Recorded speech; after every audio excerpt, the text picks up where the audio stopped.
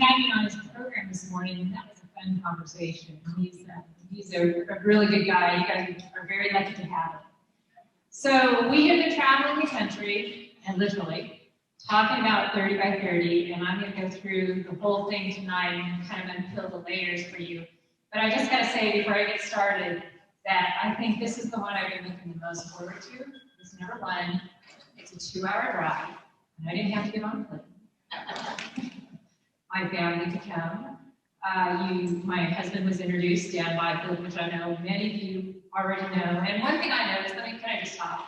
When I first moved here and met Dan and started, coming out into your communities with him, I noticed that it seemed to be the women that surrounded him. And it still kind of is that way, but just to note. And also my daughter, Mackenzie, is here. She's the one who has power over me. 17, she's not 19, she's 17. And so that is a real treat. But the other thing that is so great is to be in a room full of people who are good fighters. And we've seen tonight some people that we haven't seen in a lot of years, but that we fought some huge battles with, Terry Hall, Trans-Texas Corridor. And that is a real treat for us as well. Our organization is American Stewards of Liberty. We were a combination of two organizations, one that I ran in Idaho when I lived in Idaho, Stewards of the Range, and then the American Land Foundation that was started here by Dan, and our chairman is here as well, Mike Dell, and his wife Diana. So Mike Dell has been the head of everything that we've been doing since 1992. So he is a real force. He's officially our boss, so, say good things about us, right? All right. I'm going to go ahead and get into 30 by 30. I do want to give you a little bit of background on my background, just so you kind of know where I'm coming from. I was raised on a big cow-calf operation in central Nevada. And we covered, I told Mathis on the call today, our ranch was 1,100 square miles. Now that's big, right? That's an average size for a Nevada ranch. It takes 50 acres to feed a cow. And most of that is federal lands. So we had, out of all of that, we had 7,000 private deeded acres. But we grazed on all of that because that's all that that land can really do. That's what it's suited for, is livestock grazing. And so that's how that land was settled, and that's what we did. We bought the ranch in 1978, and immediately were faced with incredible problems with the federal agencies. And let me just say, when you're grazing on federal land, the federal government is your partner, but they're in charge of everything you're doing. And so it is hard, very hard to run an operation.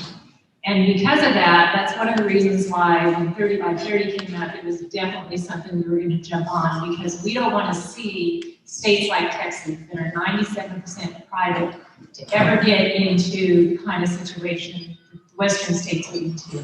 And that's really where they're headed with the 30 by 30 program. In our case, we ended up filing a takings case, the first ever federal lands grazing takings case. We were in court for about 27 years. We won it the first round at the claims court level, and then lost it on appeal, and then the Supreme Court never heard the case. And I don't want to go into all of the little details because I really want to get into 30 by 30, but I just tell you that so you understand that I come from the roots of fighting these issues from way back. When we bought the ranch in 1978, I was 10 years old. You guys can do math. It's been a while. And we fought a lot of really big fights in the meantime. So when President Biden was elected, Dan and I really started digging in and just said, this is going to be a rough 4 years, right? So we started researching everything, watching what the environmentalists were doing. And one of the things that kind of kept cropping up in some of the stuff that I was reading, we read a lot of it in the environmental material. And one of the things that kept cropping up was this thing called 30 by 30. And so as I started digging into it, I thought, this is something we probably should know, and found that there was a Senate resolution and a House resolution. But you know what, before you do that, no, go ahead. You'll have to go through 2 slides. Yeah, one more, please. This is Vanna White, otherwise known as Matt Long. So one of the first things, as we started digging into this, we saw that there had been a Senate resolution and a House resolution that had been filed in the session before, sponsored by now Vice President Harris on the Senate side, and Department of Interior Secretary now, Deborah Hoagland. And that was the first clue. It was like, oh, this 30 we're going to see it. We're going to see it in this new administration. So we really started diving into it. Everything that we read about, a TBAC report called, was published by the Center for Environmental Progress. And it's a report that says, how much nature should America keep? So we dove into this report to figure out what is 30 by 30, what does it mean? And let me summarize it for you. 30 by 30 is a very radical agenda that is not just being pushed in the US, but is being pushed internationally to permanently protect 30% of our nation and ocean, so land and our oceans, by 2030 in its natural state, which means no use. That's what 30 by 30 is. And when you read any of the environmental material, you go to this report, they make that very clear. So we really started looking into 30 by 30 and digesting what was in there. Let's go to the next slide, please. And you'll have to walk me through these points. And here's what we learned. 1 million species will go extinct, including 1/3 of all species in the US. This is their premise. We're losing species. Species are being accelerated into extinction. This is the crisis that they're trying to solve at 30 by 30. Now, we can have a conversation on whether it's a legitimate crisis. We don't think it is, but this is their premise. They say we are losing a football field of habitat every 30 seconds to development. They say 2/3 of that development is on private lands, but only 1% is protected. They are coming for private lands. Only 12% of the total land in the US is permanently protected in its natural state currently. And lands preserved must include high biodiversity and productivity. That's your private land. That's where the very good land is, that the species live, that is the best habitat, it has the good water, and I might add, it has the good landowners that have taken care of that land for so long. That's where they're at. Next slide, please. Okay, so we dug into it, we figured out what it was, we decided this is coming. So we're going to see it come in this administration at some point. So the day after President Biden was inaugurated, we came out with the Liberty Matters News Service, and this was one of the main articles that we put in there. It was 30 by 30 is coming. To get our people aware, be ready for it, start looking for it. It's going to come at some point. Next slide. What we didn't know or expect, really, is that it would be here 6 days later. January 27th, President Biden signed the executive order on tackling the climate crisis at home and abroad.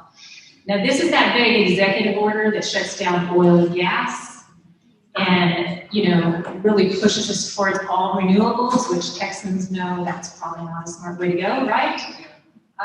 So this is that big executive order that really, when it came out, it had, so many people opposed to this and really scared a lot of people by what the president was going to do. And tucked down in it at 216, section 216, this is all it said, is this little thing that says that the Secretary of Interior shall submit a report to the task force within 90 days to achieve the goal of conserving at least 30% of our lands and waters by 2030. We read that, we said it's here. We know what they mean. We know what he's talking about. There's not a lot in this executive order. This is about it. That's about all we find there. But the same day, the Department of Interior released a fact sheet. And that fact sheet explained it a little bit better for us. And the Department of Interior went through and explained what they're going to do with energy and oil and gas drilling on federal lands and all that. And then at this section, explain conserving 30% of the lands and oceans by 2030 a little bit better. Next slide. And here's what they said. This will sound familiar to you already. Approximately 60% of the land in the U.S. is in its natural state, but we are losing a football field every 30 seconds. Where did we read that? Including that we are losing plants and species, including 1/3 of U.S. wildlife. That's in the CAP report. And that only 12% of the lands are permanently protected. So when we saw this, we thought, yep, we know exactly what they're talking about. It's between the executive order and the Department of Interior's announcement of what, this is the most detail they have given us so far, on what 30 by 30 is. We knew exactly where they were coming from. At the same time, you could go to just about every major environmental organization's website, and they would have a glowing report on 30 by 30. How wonderful it is that President Biden has adopted this. And they were singing the same tune. All the same data. We're losing 30 seconds, a football field every 30 seconds, and only 12% is saved, and 1% only on private land. So they all sang from the same book. Next slide. So let's talk about, one of our first questions was, well, what kind of lands, what kind of restrictions are they talking about placing on 30% of the land? So we looked at what they identified for the 12%. They say 12% is permanently protected in its natural state. So what does that include? And this is what it includes. Our national parks, wilderness, permanent conservation easements in perpetuity on private land.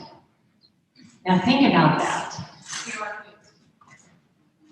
If they think that conservation easements on private land are at good enough protection along with wilderness, which is no use, that should tell you a lot about conservation easements. State lands, national wildlife refuges, national monuments, and other protected areas. And here's how the CAP report explains what needs to be met, how they describe being protected. According to the currently accepted international and domestic standards for an area of land or ocean to be counted as protected, it must be permanently protected in a natural condition, and extractive uses must be limited or prohibited. This is non-use. And take note, too, it's international and domestic. I mentioned earlier that this is not just being pushed to America, this is a global goal. Next slide. All right, so let's do a little math. How much is 30% of our land? 2.27 billion acres in the United States. 30% of that is 681 million acres. 12%, what they say is already permanently protected in its natural state, is 27.2 million acres. So they're looking to put the same kind of restrictions on 409 million acres in America. Now, when this first came out, I think a lot of the private land states were saying, well, they'll just increase restrictions on the federal lands we already own, right? 28% of our lands are federal lands in the country. But clearly, as I've already shown you, private property is a huge target for this program. Next slide. This is the one that I love. Because we have an attorney that we work with, Norm James, out of Arizona, Fenimore Cray. And he sat down and he did the math. So he said, okay, football field lost every 30 seconds. That's roughly 3,000 acres a day, right? That works out to 1.1 million acres a year, which works out to 11 million acres by 2030. So the question is, if what they say we're losing to development is 11 million acres, why are they going for 681 million acres in 9 short years?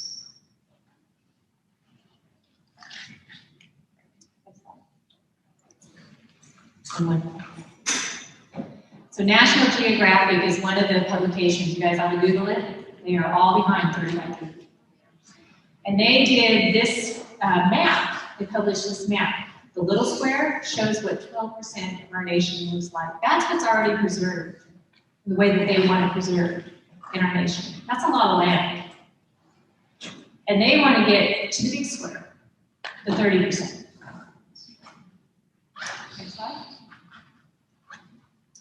Now, I put this up here because you're going to hear this a lot. The Biden administration really wants to do this working with landowners. This is going to be locally driven. He's here to help you. This is a great audience. The educational level is pretty high here.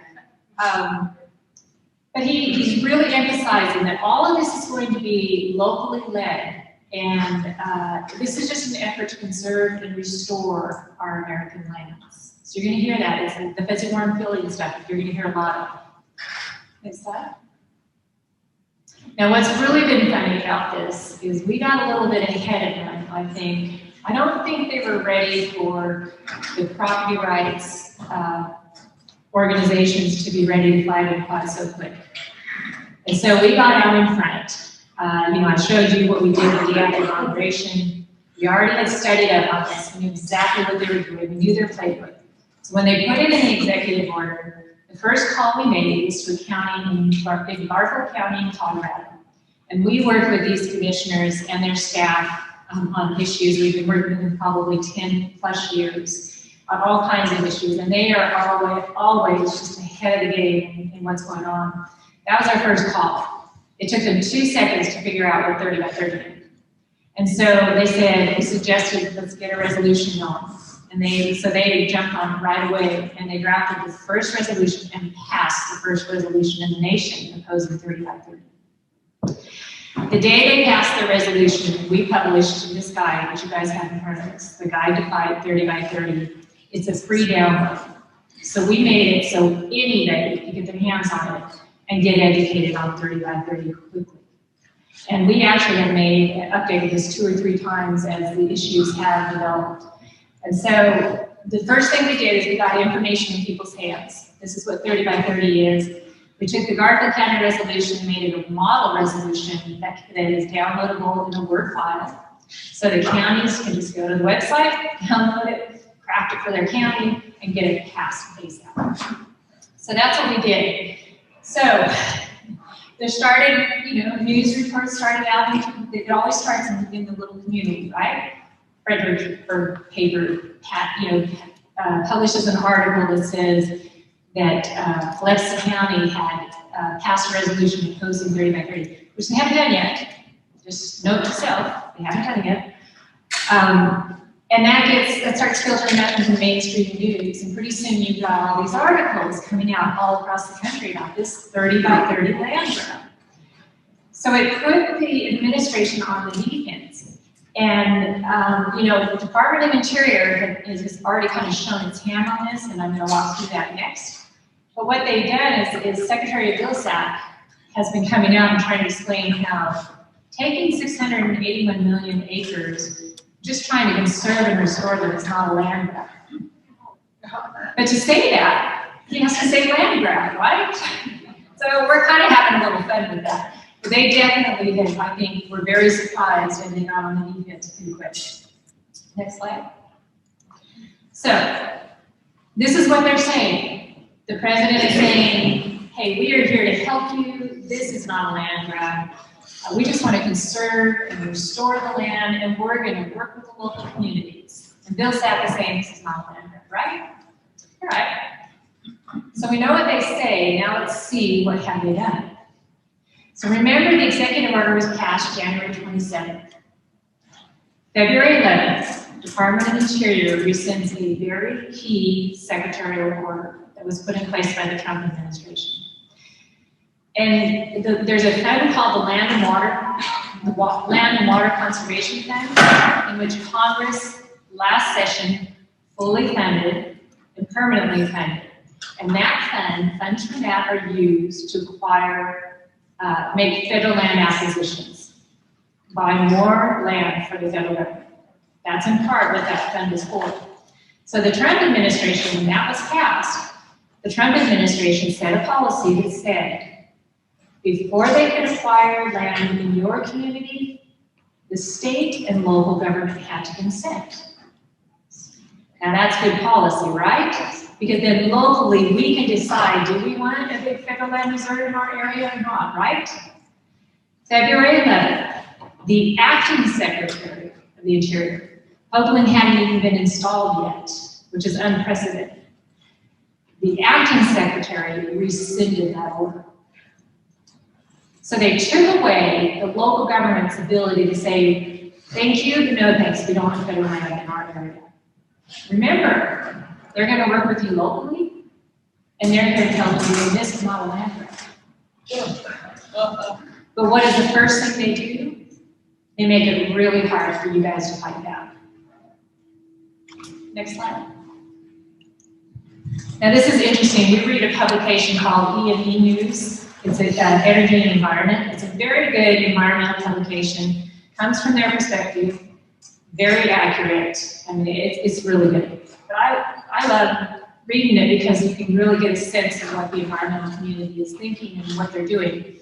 So when that order was rescinded, they published an article called Biden Bans Trump's LWC Changes, Revises Urban Grants.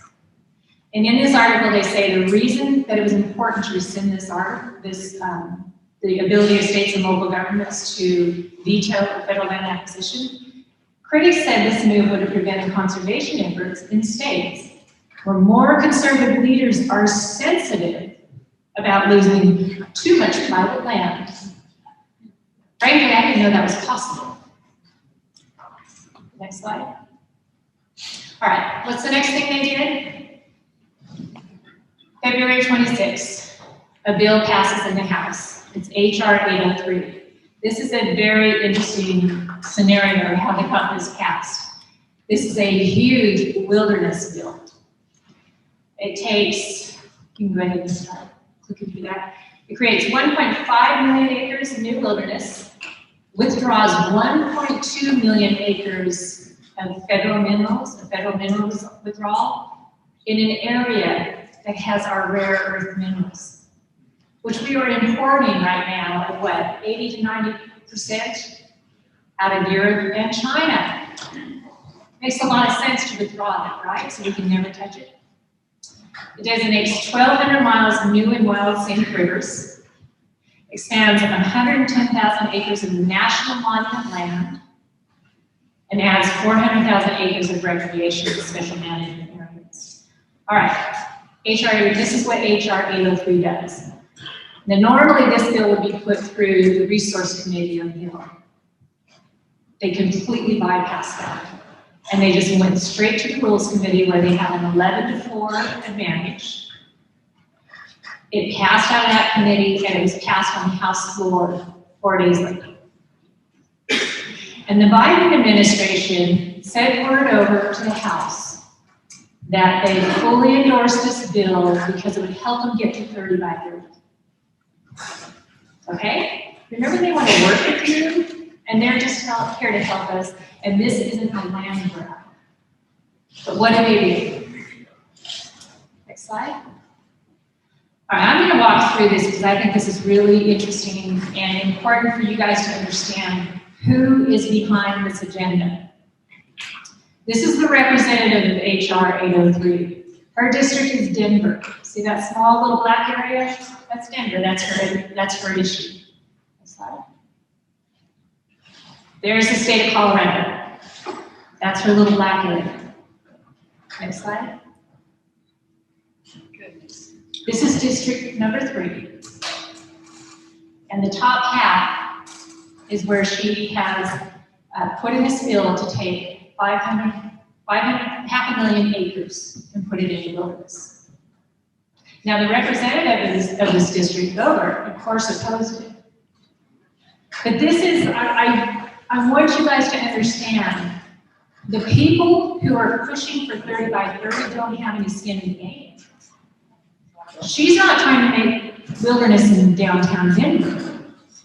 She's doing it on other people's land. The people behind 30 by 30 do not own the land that they're seeking to control. That's really important. Next slide. All right, so let's dig into the CAP report. This is the first report we really started digging in. It's the playbook. It's the one you really want to study. It's not that long, but if you want to get really mad, read through it. So is private land on the table with this program? Absolutely. Here's the rationale. That 1% of the lands in America, only 1% are permanently managed today. That's going to be primarily through your conservation easements in perpetuity. But they find that 3/4 of the natural areas that are lost are occurring on private land. And that's the problem they have to solve with 30/30. So I think you're going to see that, yes, they are going to definitely increase restrictions on our federal lands. Areas that maybe are open grazing will become wilderness areas, more restricted. We're going to see park expansions. We're going to see all kinds of stuff on the federal lands where we already have these problems. But they're going to come from private land, and they're going to do it through conservation programs, conservation easements in perpetuity. There's a lot of ag programs, the CRP programs, a lot of those funding programs. And what we're seeing the administration do right now, which is very interesting, is they're increasing the amount they're going to pay for those programs per acre. And they're upping the level that they can enroll in a lot of these programs. And you've already seen the statement from Vilsack.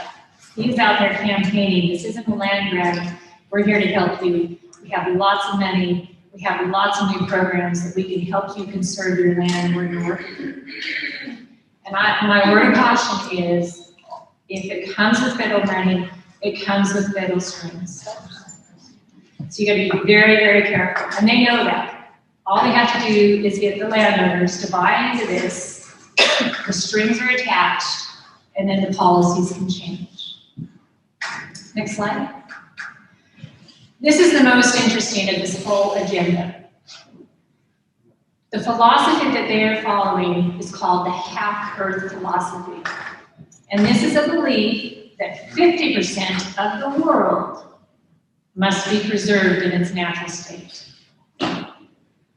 And in CAP, what it says is that, 30% is good for now. 30/30 is a great goal, has a great ring to it, right? It sounds lovely. And if we get there, then the country will be well positioned to pursue a longer-term goal of conserving half of all its lands and water. So this is just the first bite of it. Next slide. Okay, this is also, I think, very interesting. I didn't realize this until I started really looking into 30/30, but we have a select committee on climate crisis in the House and the Senate back in DC. And they have a report out that they published last year on how to solve the climate crisis, which is where the Tackling Climate Crisis EO that the president signed, a lot of that comes right from this too. And in it, they have a huge section on 30/30. And they go through and they talk about expanding the national parks and all the things that they think that they can do legislatively to reach 30/30. And one is getting rid of some of our archaic, old land use laws, like in the West, it's the Federal Land Policy and Management Act and the National Forest Management Act. And because those laws support multiple use and sustained yield, in other words, productive use, right? We can still use them.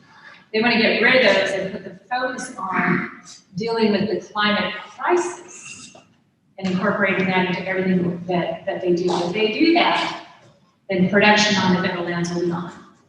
Because those are the provisions in our current laws that actually protect federal land users. Next slide. Want to give it a whirl? All right, we worked on this before we opened up the meeting, hoping we can get this to play. But what happened a couple weeks ago is I was traveling. I think I was going from.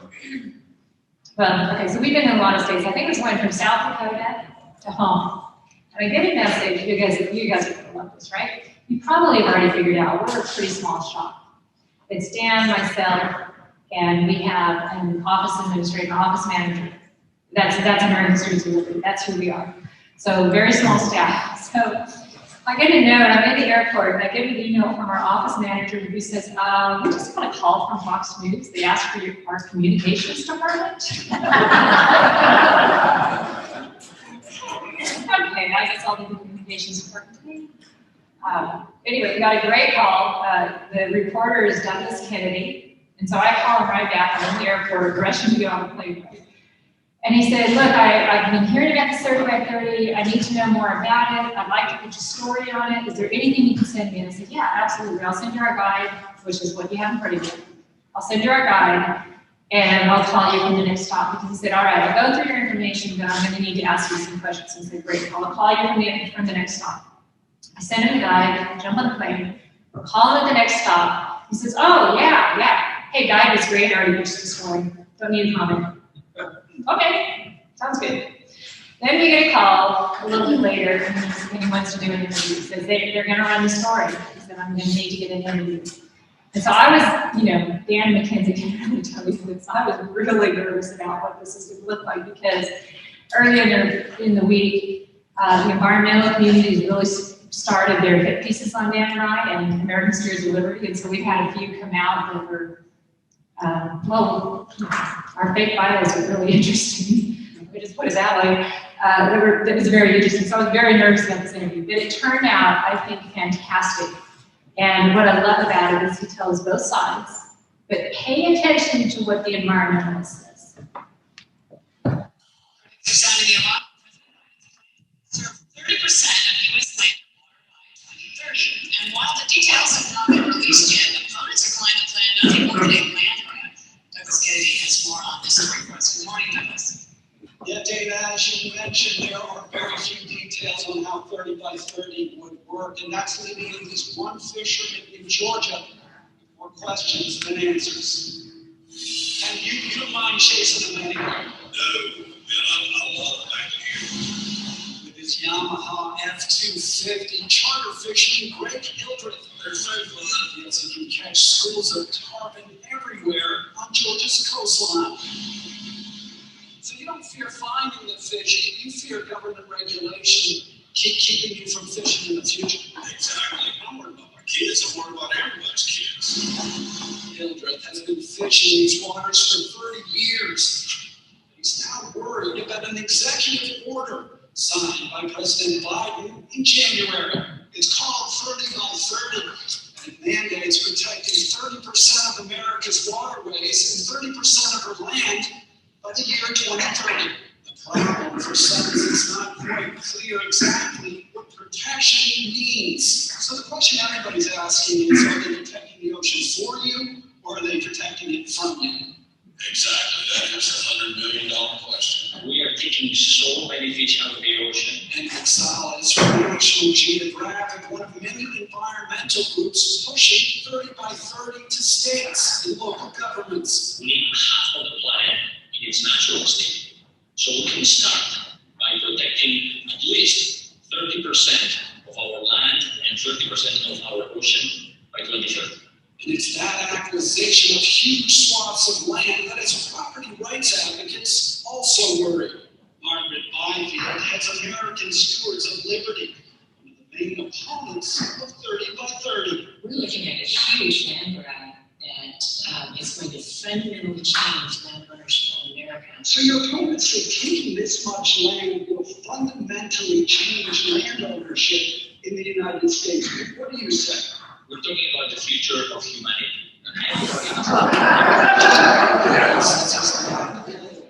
As he and other swordfishermen are excluded from the dialogue or the water. So to you, the best people to protect the ocean are people who actually use it. Exactly. We are the stewards of it. And stewards, he says, should be consulted. There are going to be big changes on how the ocean is used. That's it from here. Back to you, Dana and Bill. Fascinating topic, and I appreciate your He did a great job. I love that he got the environmentalists on camera saying, hey, that's right. I mean, that was, so, it's funny now that the Biden administration is really pushing back and trying to tone down the rhetoric and, this land grab. You did notice that Fox News used the land grab? in their title.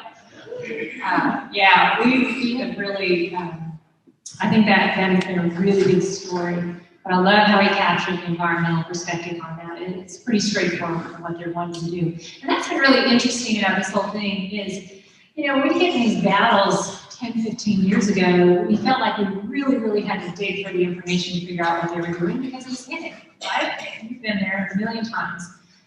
And what's so interesting about this one is they're not hiding anything.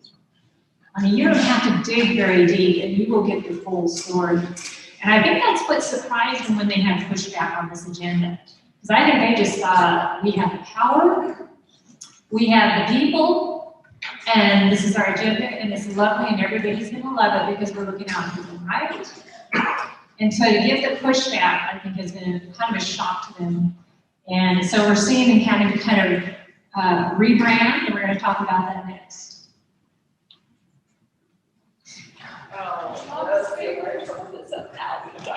What's that? I've heard this 1,000 times. Okay, so one of the things that's interesting is one of the other things we did after we contacted Byfield County and we got the resolution going is we contacted, or we got the information into Representative Bogart's office, who's been called in Colorado.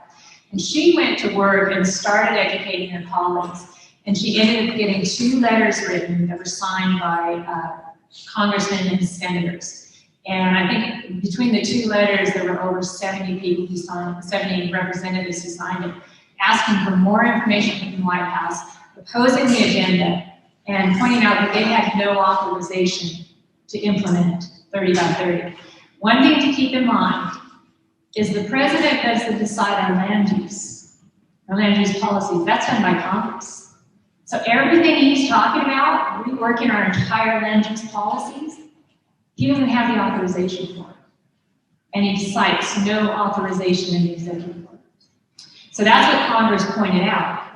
And so in response to that, the White House did a briefing for the House of Representatives. And they said, we plan to use all the tools in the toolbox, but of course gave me very few details. But all the tools in the toolbox that they're going to use, the national parks, the wilderness areas, they did say specifically they would use the Antiquities Act. Now that's the act with the stroke of a pen, the president can withdraw lands. So that's how we had Grand Staircase Escalante Monument in Utah, that huge 1 million acre land grab that President Clinton did going out of office. That's what the presidents do kind of on their last day. They withdraw all these lands that they can put a nice fancy monument in their name on. So Antiquities Act, the National Wildlife Refuges, which we deal with wild and scenic rivers, wilderness study areas, lands of wilderness, all of these different things that they have, which some of these you guys don't know or understand, and you're very blessed not to know or understand. And if you're in the federal lands areas, you know what these mean. Next slide.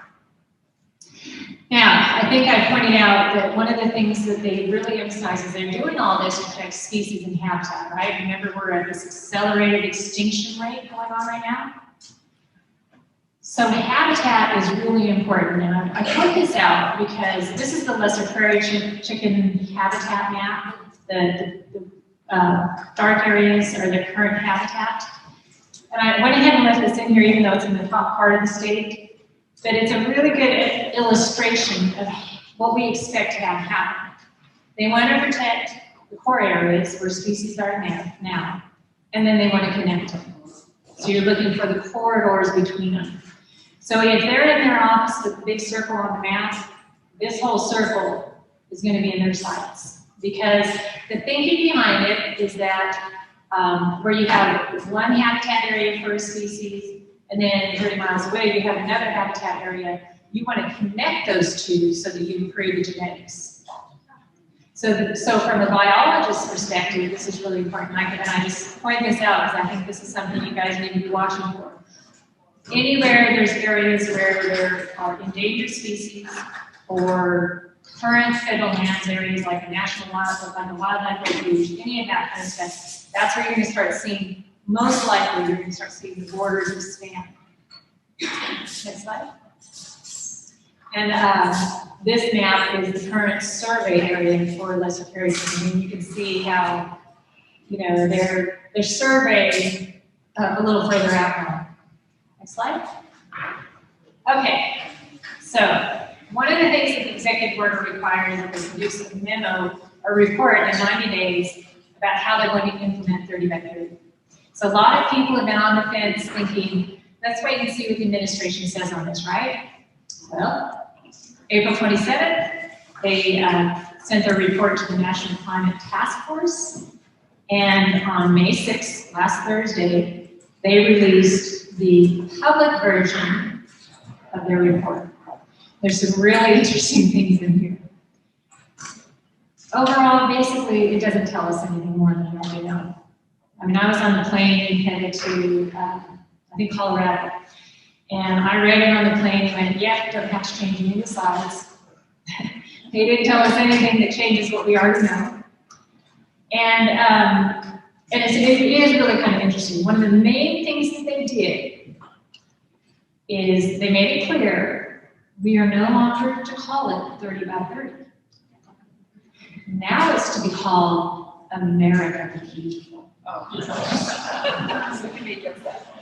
what's sad about that is that, you know, the people that live in urban areas and don't understand property rights are probably going to buy into that. And that's what this report is designed to do. So they rebranded to America the Beautiful. All through this, it explains how this whole program is going to be implemented locally driven. Okay, we already saw they took away the ability for us to oppose the federal land grab, but now we're supposed to buy that this is going to be locally driven. They're talking about volunteer conservation. And this is interesting because these are the conservation easements in perpetuity, those kind of devices. What are they doing on the other side of this issue? If you've been watching what they're doing in this tax code and the recommendations, they're attempting to make changes that would severely increase the estate tax. So if you pass your property out in the air, they have really two choices. Sell the property, or I'm sure there will be a level land trust ready to sign you up for conservation easement. Right. The other thing that's really interesting is, as we've really pointed out, they said only 12% was currently protected in the manner that they wanted to see protected, the Department of Interior Faction, right? They're backing off on that. And they're saying, no, we said conserve, we're not talking about protection, right? So here's the report. All right, define conserve. They explain that that's very difficult to do. So there's no definition of conservation. Everybody good? No definition of conservation. But throughout it, they'll explain this whole program is about conservation, but they won't define it. If they defined it, if they actually came out and put in print exactly what their target is, which they know, and I'll tell you, I was on a policy panel with our former Secretary of Interior, and he's the one who did the secretarial order that gave you guys the ability to veto a land acquisition. And part of that conversation, of course, was 30 by 30. And he made a really interesting comment. He said, if you believe that they don't know what their plan is, you're naive. They know exactly what they're doing. And he made the point that when they came in and during the transition, that the people who came in to do the transition, he said they knew exactly what they were doing. They knew exactly what they were going to do. The other thing that's interesting is there's no identification of lands that qualify. So basically, they have avoided all the tough issues. And if they actually say those things, it gives us something that we can have an honest debate about. And they would be transparent with the people about. So that's not in there. This is a flat piece. It's meant to get the general public, the urban public on board with this program. Because they're not going to pull back the layers like we just done tonight. They're going to say conservation sounds like a great thing.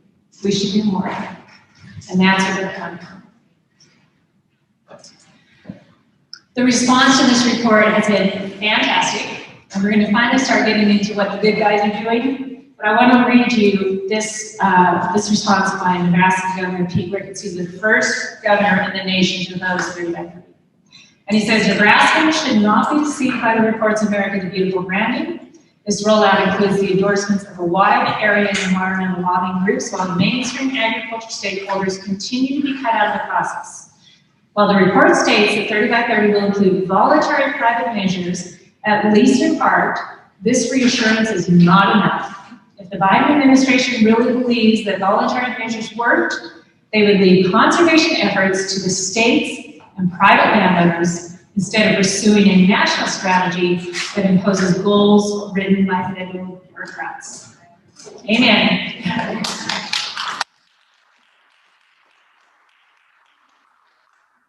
All right, key points. We're going to start wrapping up. Number one, I already touched on it. There's no authority for 30 by 30. Number two, there's no credible science behind this. All of these predictions of extinctions are based on models that project into the future that we may have these extinctions. And the information they use to inform the models it's very weak. And third, we touched on proponents don't have any skin in the game, but I'm going to give you one more, which is if people think that we have a seat at this table, we're going to get to banquet and realize we are the main men. Mm-hmm. We have got to stand up and fight this. Next slide. All right, now we get to the good part. What the good guys are doing. I talked about the local government resolution that's being passed across the country. I think we have about 40 local governments that have passed it already. Next slide. That's the resolution that Garfield County passed. The next letter is the 70 U.S. congressional members who signed a letter opposing this very early on. The third, Governor Ricketts. He is fantastic. We got this guy to him. 4 days later, he came out with his position and he opposed it. And I was in Nebraska, and so was able to meet him directly and asked if he would then take the lead and educate the other governors. And so he circulated a letter to all the states, got 15 governors to sign on and oppose 30 by 30 that was sent to President Biden. And I'm very happy to tell you, Governor Abbott signed that letter. Yay!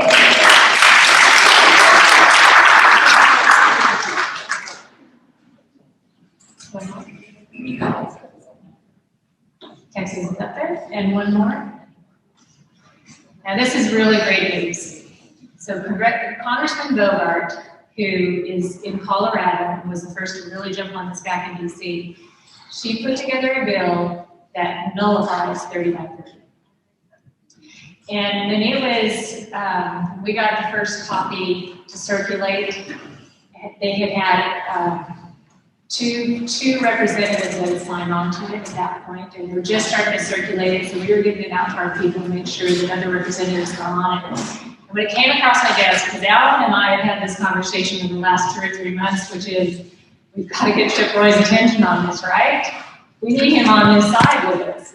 And I know he made some calls, and I learned tonight that he had a conversation with him a couple of weeks ago as well on 30 by 30. When this came across, and there were 2 other people signed on with over, one was Chip Roy.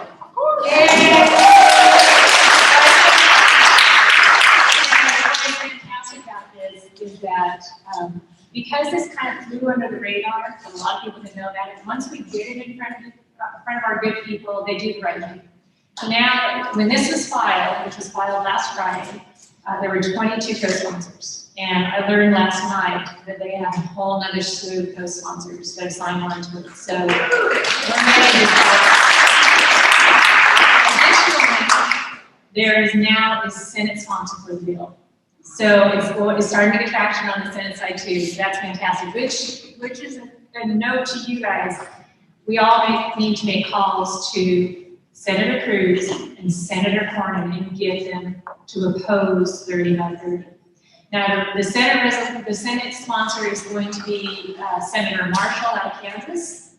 So when you make those calls, tell them, get a copy of that bill, read it, and then sign on and protect Texans. So Senator Marshall is who Cruz and Cornyn need to call to get onto that bill. Do we have a bill number? We don't have bill numbers. That one has not been filed, and this one I don't have the bill number on yet. I looked last time, it still doesn't have the bill number on it yet, but it is filed on the House side. Who's carrying it? So Bover was carrying this one. And also, let me go ahead and mention now, you guys, make sure you sign up for the Living Managed News Service. Just go to our website. Get signed up. It's a free publication, but that is where we are sending everything out about 30 by 30 to keep you guys involved. So once this gets a bill number on it, we're going to get that out to you that way. And this is how you can stay plugged into 30 by 30. We ready to roll? That's up to you. You guys work some slides. I just want to get my job here. All right, so that's pretty good. That's pretty good. That's really where we are on this series. One more I want to show you. All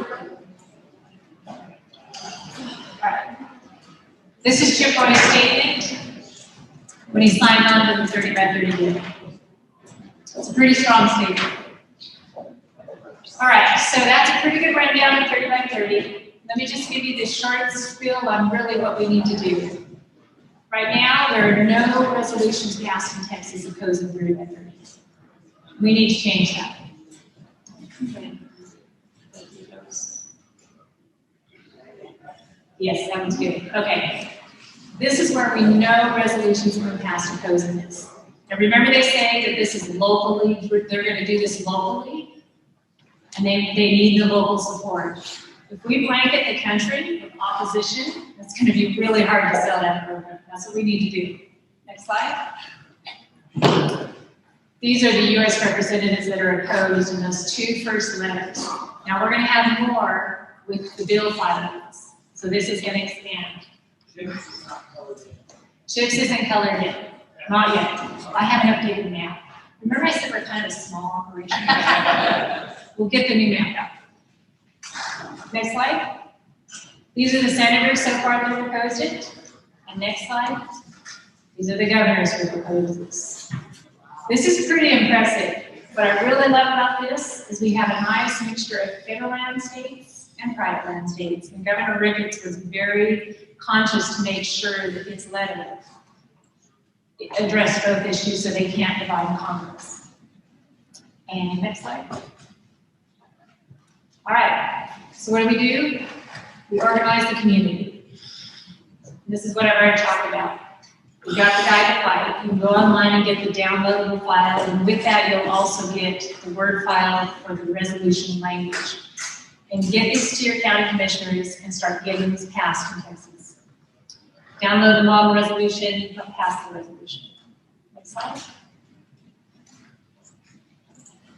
The resolution is about on the council. The resolution, yeah, if you go in, you can go to our home page, you'll see the same graphic, storm clouds. Download that and you'll get a file that will be PDF of this guide, so you can then spread it wherever you want to. And the Word file comes with the resolution in that as well. And then contact your U.S. representative if you know all that. But here's the other thing that's really key, your associations. Right now they are really courting the hunters and recreationists. So if you're involved with these organizations, get them filled in, get them educated. Because once they really know what's going on with 30 by 30, they're not going to support it either. Because at the end of the day, it means lots of plans to them as well. And next. Get connected. I've talked about this. You guys really need to sign up for our information. And if you can help contribute to fund the fight, we would really appreciate that as well. Next.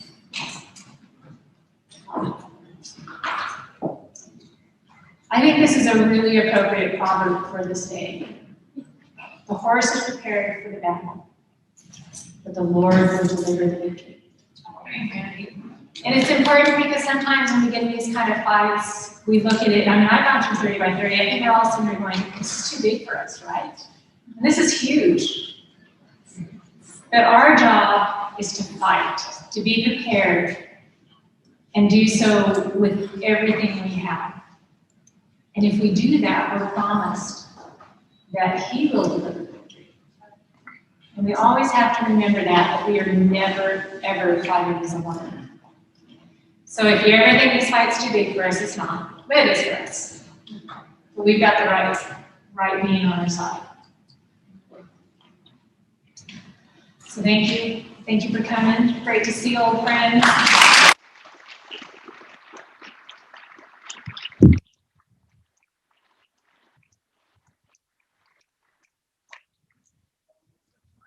There goes Terry. There's Terry on it. You know, I'll say something. Okay. Okay, so in the past, we used the 391 commissions, which are basically local units of government challenging a federal action. Is sort of state and federal, because there's the federal highways and text off or required the transmission corridor. Can that not be used here? Or can we have to just do the resolutions as our front line of defense, or can we possibly resurrect some of those 391 commissions to fight for it? I love it. I think we resurrect them. Okay, absolutely. You know, because that gives us a bigger breadth of coverage. Yes, I think Because we built a wall. We built a wall. We built a wall. Yes, absolutely. Good question. Well, we're gonna bring this to Kerr County, aren't we? And we're gonna get it passed. So Kerr County, if we're the first, would be great.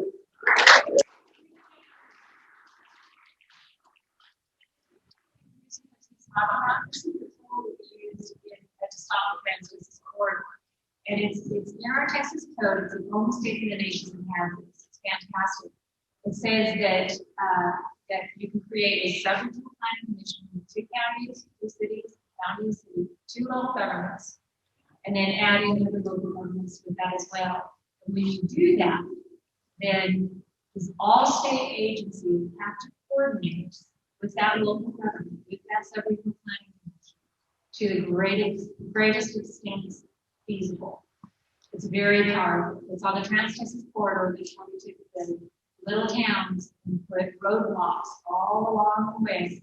And then the federal agencies and the state agency, TxDOT, had to coordinate those commissions. And that's ultimately how the Trans-Texas corridor is taught. That was one of my questions. I think my camera adopted the behavior and follow and people are celebrating the summer. Yeah. And I just all your stuff. I have to go again, try again. But would that help to find this? Let's please use the microphone so everybody can hear, please. So she's asking about the 390 commission. If you can't get your county to do it, can you organize a 390 commission and do it that way? And I think yes. Okay. Yes, you can. That's all I need. Okay. Thank you. Go ahead. I just want to make sure I understand correctly. Is your understanding that all this new land of the government has to have no uses whatsoever, no recreational use, no forestry, no grazing, nothing? I mean, is the idea that nothing would happen on these lands? I'm thinking of this in terms of trying to find other people to support your efforts. So what the environmental playbook, what the radical environmentalists want is no use. They don't like mining, they don't like any energy use. It's a real anti-people agenda. And so that's the core that's pushing this. Now, I think we're seeing the Biden administration soften on that a little bit because number one, it's a hard sell in America, right? We have private property. But I think what we have to keep in mind is that is the end game. That is what they're pushing for. And not only do they have Vice President Harris and Deb Hoagland in key positions, but we've been watching all of the policy positions being filled in the Department of Interior in particular and the White House. And they are all coming from the Center for American Progress. One helped write the Green New Deal. I mean, they are flooding these policy positions with people who really in that agenda. So, yes, that's their end game. Are they going to try and take it in little bites? Probably. You know, that's what we have to expect for. But we just have to remember, we know what the end game is, so that we stop it now and not wait until it's too late. Just real quick, to capitalize on what you were talking about, the city of Austin has already tried to implement that, where they have their green belts where they restrict people from even going on it. You can walk by the land, but you can't use it or go on it. And that was proposed to them in 2012 by a Chinese engineer who had done the same thing in China and was exporting it there to Austin. Okay, good point. Yeah, it's not new, it just has a new name. Hey, I was wondering if any studies have been done or assessments have been done about the ultimate goal of the Democrats to take away votes from certain sectors and put them into urban voting. In other words, is part of their goal to get more urban people out of the countryside that would be voting Republican? And so is there a voting aspect to their goal? I haven't looked at it from that angle, but I can tell you that from a land use perspective, if any of you guys have ever studied the wildlands agenda from years back, and this goes back to the biodiversity treaty, which a bunch of nations signed, but it never was ratified in the Senate, our Senate, this is back in the 1990s, because a map came out of what the ultimate agenda was, and it basically had, it's red. Everything in red is where the people cannot be, and we were put into little core areas where we could live, the cities. That's exactly what it was. And it goes back to the same philosophy, which is pro-species and habitat and anti-people. And so, and the biodiversity treaty itself called for a 17% permanent protection of land at that point. So it's the same agenda, it's just got a new name and a new number, which is 30/30. My name's Tom Marshall. I have a degree in wildlife and fishery science. This is a subject which is very near and dear to my heart. You talked about them not having a definition of conservation. Has anybody asked them to define what a natural area is? Oh, yeah. There is no such thing anymore. Well, the governor's letter included about 2 pages of very specific questions. How are you going to implement the program? How are you going to fund it? What does conservation mean? Does conservation mean no oil and gas, that recreation can be on it? Does conservation mean, I mean, they asked all of these very substantive, detailed questions, none of which the administration will answer. The questions been asked, the administration won't answer. Something else, a couple of weeks ago, I attended a meeting where Colonel Westing spoke. He talked about a principle of judo. When you're attacked, take that force and turn it back on them. In this situation, where they want to convert lands to a quote-unquote natural area, you need to tell, especially the states in the western areas, that means that they're going to have to eliminate all the wild horse populations out there to convert that to natural population. That will get some liberals upset and say, uh-oh, this ain't going to work. Yeah. Well, that's, so you understand it, that's what wilderness areas are. It's no use. Like in the Idaho area, the first place they introduced wolves back into America, in that area in Custer County, Idaho, used to be teeming with wildlife. Now the wildlife are pretty much missing. So don't get me started on the wolves. Yeah. Don't get me started on the wolves. If you take away the grazers and you take away and you put in the predators like that, it creates a monoculture. And then you end up with huge wildfires, which we have in West Alabama. Another thing about the biodiversity, I've been around Gillespie County all my life, and I've seen a number of changes. A few years ago, I was made aware that we have a growing population of ocelot in this county. People don't know it, people don't see them, very few do see them. But Texas Parks and Wildlife has had game cameras out and have captured their presence in a number of areas. That would not happen if it were not for the ranchers and people like that out there adding water supply and things like that out there so that the diversity of wildlife actually can increase. Without the water, we're not gonna have these exotic species like we used to have. You're exactly right. It's a small landowner that is the best steward of the land. It's a private property. Another example is what they tried to do in Kenya, where they said, stop using wildlife. You know, in 1977, they said no more consumptive use of wildlife.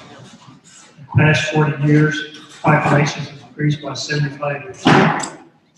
That's the same thing that would happen here in those lands if they stop using the lands. There's more information out there that, you know, why this is the stupidest thing that's ever been thought of. We just need to definitely raise the flag and make people aware of what really would happen. Well, thank you. I appreciate those comments. All right, Matt, do you want to wrap it up? Yeah, let's take one more question here from Jack, and then we'll be done. Recreation areas, like ski areas, could they be covered? Nobody could go skiing again? That's a really good question. Jack, do you see? That's a really good question. So, I know a lot of people in Vermont, Massachusetts, and New Hampshire that do. Okay. You gotta do it with West, do it. I think one of the things we're going to see is that those issues that put the public on their side, they're going to be very careful about. So like this new report has a lot on how they're going to create new urban parks because they want every American to be able to get to a park within 10 miles from their house. That's in the park. That's in there. But that's why, I mean, there's all the things that are in there to get the people involved. Just for it. Thank you very much. Thank you, Ms. Thank you. We'll have second Thursday next month. It will be a surprise speaker. I'll let you know on the radio who that's going to be. And thank you again for coming. Be safe driving home. And those who are picking up, please wait about 10 minutes or so we can visit before we start making a bunch of racket. But thank you again for coming tonight. We really appreciate it.